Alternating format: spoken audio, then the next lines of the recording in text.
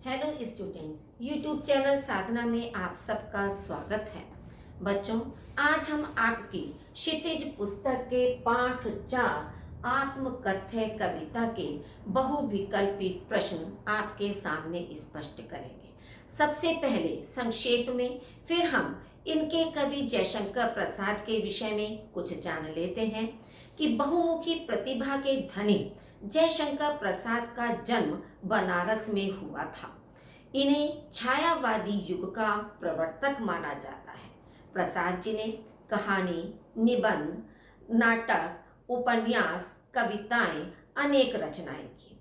इनकी कामायनी छायावादी युग की सबसे प्रसिद्ध रचना मानी जाती है, जिसके लिए इन्हें मंगला प्रसाद पुरस्कार से भी सम्मानित किया गया। आत्मकथ्य कविता कवि ने अपने मित्रों के निवेदन पर लिखी थी, जिसमें उन्होंने जीवन के अनुभवों का वर्णन किया है। बच्चों, आत्मकथ्य कविता की व्याख्या हम आपको समझा चुके हैं। आज उसी कविता के बहुविकल्पी प्रश्न हम आपके सामने स्पष्ट कर रहे हैं। फर्स्ट आपका प्रश्न है, आत्मकथ्य कविता में किसकी अभिव्यक्ति हुई है? आपके ऑप्शन है प्राकृतिक सौंदर्य की, यथार्थ जीवन की, सामाजिक विषमता की या देश प्रेम की। इसका सही उत्तर है यथार्थ जीवन की, यानी कवि ने जीवन का जो वास्तविक रूप है उस वास्तविक जीवन का इसमें वर्णन किया है। सेकंड है, पत्तियों का मुरझाना किस ओर संकेत करता है? मृत्यु की ओर, सूखे की ओर, जीवन की नश्वरता की ओर, जीवन के आनंद की समाप्ति की ओर। सही विकल्प है जीवन की नश्वरता की ओर, कि जिस तरह से वृक्ष पे पत्तियां स्थायी रूप से नहीं रहती हैं, एक ना एक दिन में मुरझाकर गिर जाती हैं, उसी प्रकार मनुष्य का जीवन भी नश्वर है। स्थायी रूप से कोई भी मनुष्य इस संसार में नहीं रहता है। थर्ड है, आत्मकथ्य कविता में मधुप किसे कहा गया है? मधु पीने वाले को, मधु संग्रहकर्ता को, मधु बेचने वाले को या मन रूपी भौरे को। इसका सही आपका विकल्प है मन रूपी भौरे को कहा गया है, क्योंकि मधुप का मतलब होता है भौरा, और यहाँ इस कविता में कवि ने भौरे का प्रयोग अपने मन के लिए किया है। फोर्थ, असंख्य जीवन इतिहास से कवि का क्या तात्पर्य है? जीवनी, आत्मकथ्य, जीवन का वर्णन, मानव मन में उत्पन्न विचार। आपका सही विकल्प होगा मानव मन में उत्पन्न जो विचार है वो असंख्य जीवन इतिहास है। नेक्स्ट है आपका, कवि ने भावहीन मन को क्या कहा है? छिछला, रीति गागर, शून्य या कंथा। रीति गागर से मतलब है कि जैसे खाली गागर, गागर होता है घड़े का एक छोटा रूप, तो खाली गागर, तो भावहीन मन, जिस मन के अंदर कोई भाव ना हो, तो यानी कि वो खाली मन, तो रीति गागर आपका सही विकल्प होगा। कविता में अनंत नीलिमा का अर्थ है नीला आकाश, नीला गगन, अंतहीन विस्तार या उपर्युक्त में से कोई नहीं। अब अनंत नीलिमा, अनंत नीलिमा का मतलब जिसका कोई अंत ना हो, यानी कि अंतहीन विस्तार। नेक्स्ट है, कवि के द्वारा अपनी आत्मकथा न लिखने का क्या कारण है? वह अपने जीवन के रहस्य दूसरों को नहीं बताना चाहता, उसे आत्मकथा लिखनी नहीं आती, उसका आत्मकथा में विश्वास नहीं है, वह आत्मकथा में झूठ नहीं बोलना चाहता। सही ऑप्शन आपका है कि वह अपने जीवन के रहस्य दूसरों को नहीं बताना चाहता। नेक्स्ट है, कवि ने अपनी आत्मकथा को कैसी बताया है? महान, प्रभावशाली, भोली या चंचल। कवि का कहना है कि उनकी आत्मकथा भोली है, तो आत्मकथा को उसने भोली बताया है। नेक्स्ट है, प्रवंचना का क्या अर्थ है? छल कपट, धोखा देना, ठगपना या उपरोक्त सभी। तो प्रवंचना के ये तीनों मीनिंग होते हैं, तीनों अर्थ होते हैं। छल कपट करना भी प्रवंचना कहलाता है, किसी को धोखा देना, ठगना किसी को, तो इसलिए हमारा सही विकल्प होगा उपरोक्त सभी। कविता में मधुर चांदनी रात किसके लिए प्रयुक्त हुआ है? अपनी प्रेमिका की हंसी के लिए, अपनी प्रेमिका के आलिंगन के लिए, उपरोक्त दोनों, या प्रेमिका के साथ बिताए सुखद पलों के लिए। तो मधुर चांदनी रात का प्रयोग प्रेमिका के साथ बिताए सुखद पलों के लिए प्रयुक्त हुआ है। नेक्स्ट है, कवि किस सुख का स्वप्न देखा करता था? अपनी प्रेमिका को पाने का, स्वयं की प्रसिद्धि का, अपनी आत्मकथा छपने का, या उपरोक्त कहीं कोई नहीं। आपका सही विकल्प है अपनी प्रेमिका को पाने का स्वप्न देखा करता था। कवि ने किसकी हंसी नहीं उड़ाने की बात कही है? अपनी आत्मकथा की, दूसरों की आत्मकथा की, अपने स्वभाव की, अपनी कवि वृत्ति की। आपका सही विकल्प है अपने स्वभाव की, क्योंकि कवि को लगता था कि वह बहुत सीधे सरल स्वभाव वाला है, जिसके कारण उसके मित्रों ने उसको धोखा दिया, उसके साथ छल कपट किया था। नेक्स्ट है, कवि अपने जीवन की सुखद स्मृति को किस रूप में देखता है? आपके ऑप्शन है पाथेय अर्थात जीवन का एक सहारा, दुखी कर देने वाले पल के रूप में, अपनी पत्नी के रूप में, अपनी प्रेयसी के रूप में। आपका सही ऑप्शन है पाथेय अर्थात जीवन का सहारा। पाथेय का मतलब होता है सहारा। नेक्स्ट है, कवि को अपनी आत्मकथा में क्या लिखना पड़ेगा? अपनी दुर्बलताएं, मित्रों की प्रवंचना, अपनी गोपनीय उज्जवल गाथा, या ये सभी। अगर कवि आत्मकथा लिखता है तो उसमें अपने जीवन की कमजोरियों को भी लिखना पड़ेगा, जो मित्रों ने उसे धोखा दिया वह भी लिखना पड़ेगा, अपनी जो गुप्त बातें हैं जो उसने अपनी प्रेयसी के साथ व्यतीत की हैं, यानी कि अपनी व्यक्तिगत बातों को भी लिखना पड़ेगा। तो इसलिए ये सभी ऑप्शन आपका सही होगा। नेक्स्ट है, आत्मकथाओं का संसार में क्या परिणाम हुआ? उनकी प्रशंसा की गई, उनसे प्रेरणा ली गई, उनका उपहास किया गया, या इनमें से कोई नहीं। देखिए, जो भी कोई व्यक्ति अपनी आत्मकथा लिखता है तो आत्मकथा में जीवन के हर पहलू का वर्णन करना होता है, चाहे वह सुखद पल हो, चाहे दुखद पल हो, चाहे अच्छे हैं या किसी ने धोखा दिया है, सभी का वर्णन करना पड़ता है।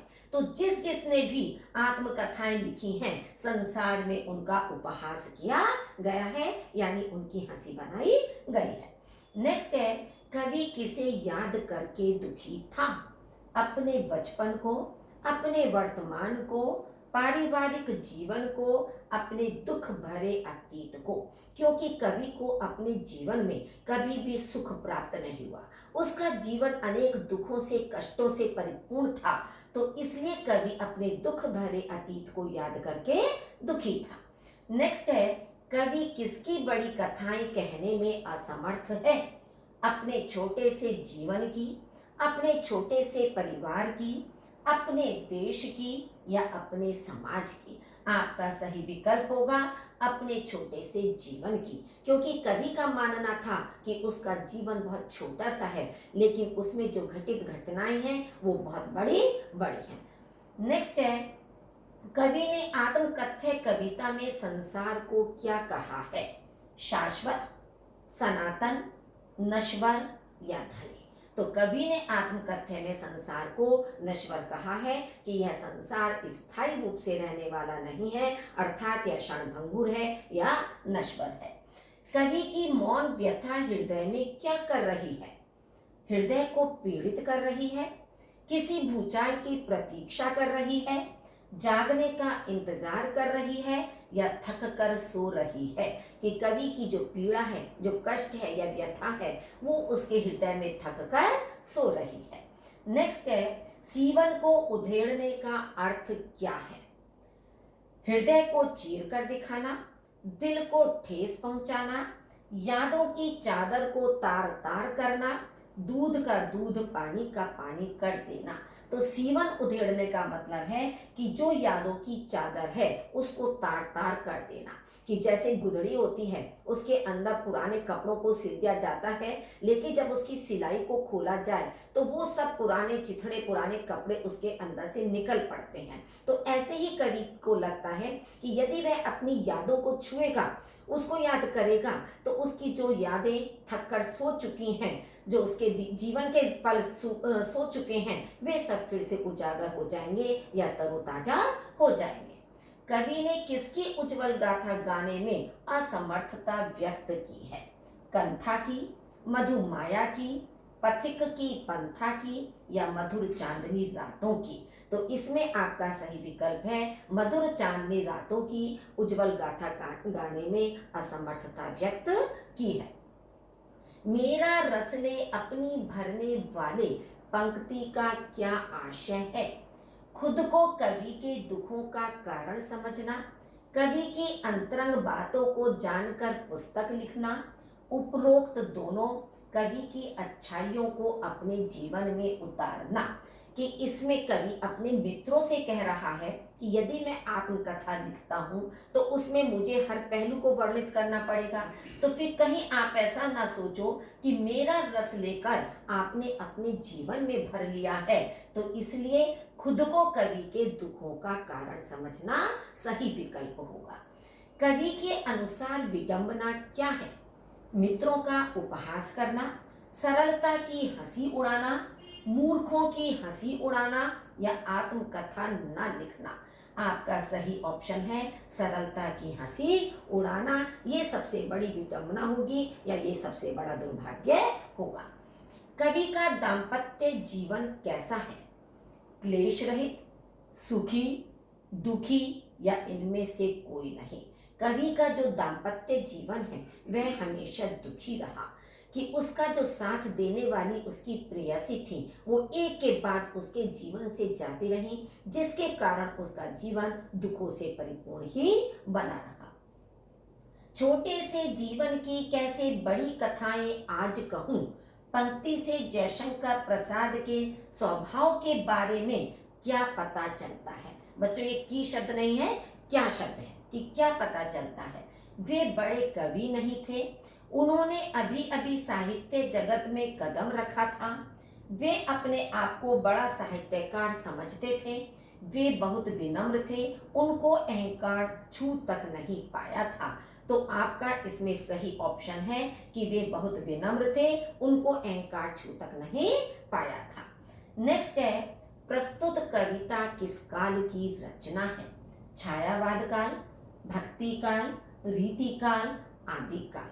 तो बच्चों ये रचना छायावाद काल की है। छायावाद को युग भी कहा जाता है, छायावादी युग, तो इसलिए छायावाद काल इसको नाम दिया गया है।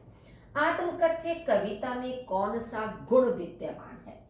ओज गुण, प्रसाद गुण, माधुर्य गुण, या सगुण गुण?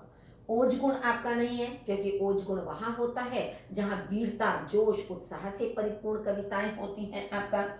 माधुर्य गुण भी आपका श्रृंगार से संबंधित कविताएं हैं या प्राकृतिक सौंदर्य से कविताएं हैं, वहां आपका माधुर्य गुण होता है। सगुण गुण कोई वैसे अलग से नहीं होता, सगुण का मतलब होता है ईश्वर के साकार रूप का वर्णन, तो ये भी नहीं है। आपका सही ऑप्शन होगा प्रसाद गुण, क्योंकि जितने भी ये छायावादी युग के कवि हैं उन्होंने प्रसाद गुण में ही अपनी रचनाएं की हैं। कि जैसा हम पढ़ते हैं वैसा ही अर्थ उसमें अधिकांश निकलता रहता है, उसे हम प्रसाद गुण कहते हैं। निम्नलिखित में से कौन सी रचना जयशंकर प्रसाद की नहीं है? कामायनी, आंसू, परशुराम की प्रतीक्षा, या प्रेम पथिक? इसमें ये तीनों रचनाएं जयशंकर प्रसाद की हैं, केवल परशुराम की प्रतीक्षा जयशंकर प्रसाद की रचना नहीं है। नेक्स्ट है, निम्नलिखित में से कौन सा उपन्यास प्रसाद जी का नहीं है? कंकाल, तितली, इरावती, या पुनर्नवा? ये तीनों उपन्यास प्रेमचंद जी के द्वारा लिखे गए हैं, केवल पुनर्नवा उनके द्वारा रचित नहीं है। कंथा किसका प्रतीक है? सुंदर कथा का, गुदड़ी का, अंतर्मन का, या चादर का? बच्चों कंथा अंतर्मन का प्रतीक है। तो इस तरह से आप देखेंगे कि ये सारे प्रश्न आपको अच्छी प्रकार से स्पष्ट हो गए होंगे। फिर भी यदि कोई प्रश्न आपको अच्छी तरह से समझ में न आ पा रहा हो तो आप कमेंट बॉक्स में अपनी परेशानी, अपनी समस्या को लिख सकते हैं ताकि उसका समाधान किया जा सके, या आप किसी तरह से संपर्क मेरे नंबर पर कर सकते हैं तो उसमें भी आप अपनी समस्याओं का समाधान कर सकते हैं। यदि बच्चों आपको ये अच्छा लगा हो तो आप इसे लाइक कीजिए, अपने साथियों के साथ शेयर कीजिए, और यदि अभी तक आपने मेरा चैनल सब्सक्राइब नहीं किया है तो जल्दी से उसे सब्सक्राइब कर दीजिए। बच्चों, अब हम जल्दी ही अपनी ऑनलाइन क्लासेस शुरू करने वाले हैं। यदि आप इसके लिए इच्छुक हैं तो कमेंट बॉक्स में आप लिख सकते हैं कि आप ऑनलाइन क्लास लेने के इच्छुक हैं या नहीं हैं। तो कृपया इसको सब्सक्राइब जरूर कीजिए। धन्यवाद।